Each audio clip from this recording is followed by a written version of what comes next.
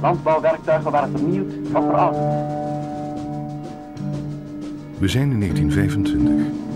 De steenkolenmijn Willem Sophie in Spekkelse Heide, in het uiterste zuiden van Limburg, niet ver van de Duitse grens. Nu gaat het verder naar Lutterade, naar de staatsmijn Maurits.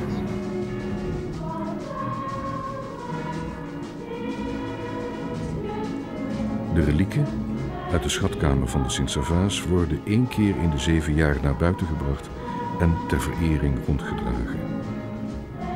Na enkele jaren hard werken stond het gewas er weer even mooi bij als voor de oorlog. Hier zal de prinses afdalen in de diepste schacht, de B2. Het maakt ook sterke mannen wat verlegen als ze dubbel gevouwen terug moeten in de buik van moeder aarde.